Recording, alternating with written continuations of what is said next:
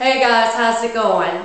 So, as promised in my last video, this is an update for my How to Lucid Dream tutorial. Now, I'm still doing everything that I talked about in my earlier video, but these are a few extra techniques that I'm using. Number one, I've become so much more serious about my dream journal, and you need to too. If you want a lucid dream, you really have to become serious about documenting every dream and writing out your dream signs underneath that dream.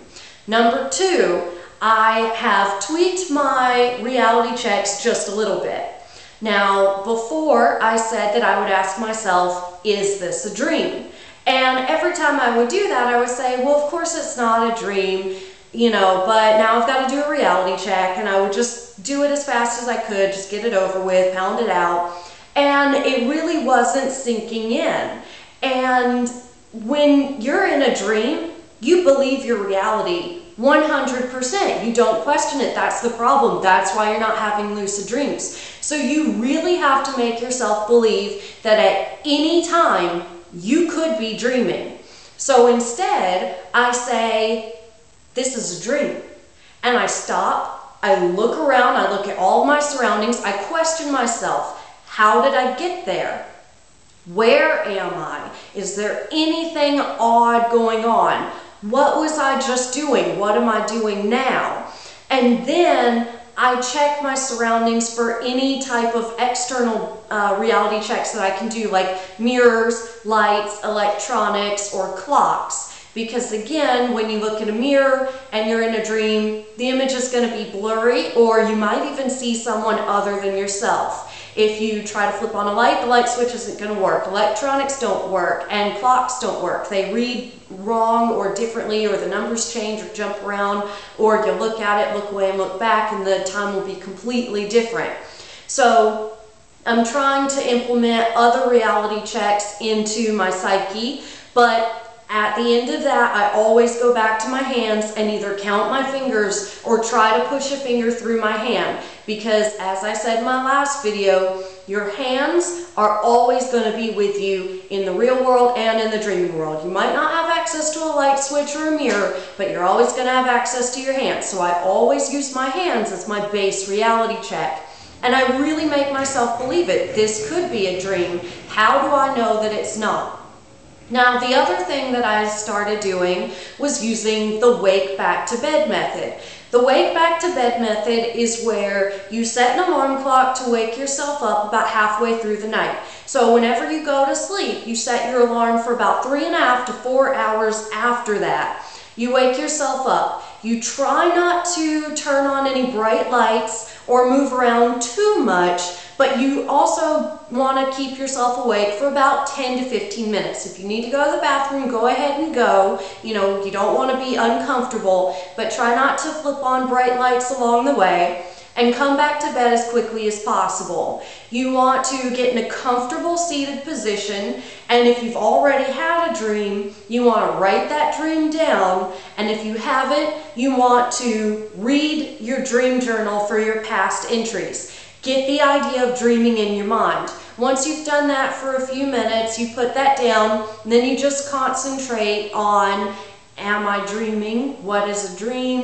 What dream signs do I have? I'm gonna lucid dream tonight. Give yourself positive intentions, And when you're doing the wake back to bed method, I forgot to say, the first thing you want to do after you shut off your alarm, do a reality check. This could be a false awakening. So, and then, after you've read your dream journal and everything, do your reality check again. You just really want to set that in your mind that you need to be doing those.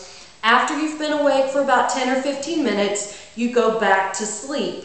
And this is where I add in my mild technique, and that's your mnemonic-induced lucid dreaming. You tell yourself over and over and over again, I'm dreaming, I'm dreaming, I'm dreaming.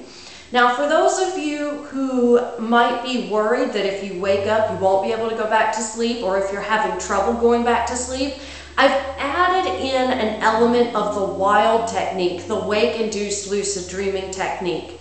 Now, in that technique, you're supposed to stay consciously aware as you drift off to sleep, so that you end up in sleep paralysis while your mind is still awake. I can't do this. I have tried on several occasions and it's unbearably uncomfortable for me, and I cannot get to sleep this way.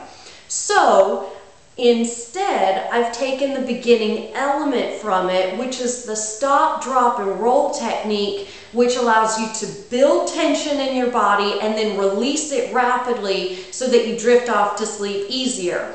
Because I'm an insomniac.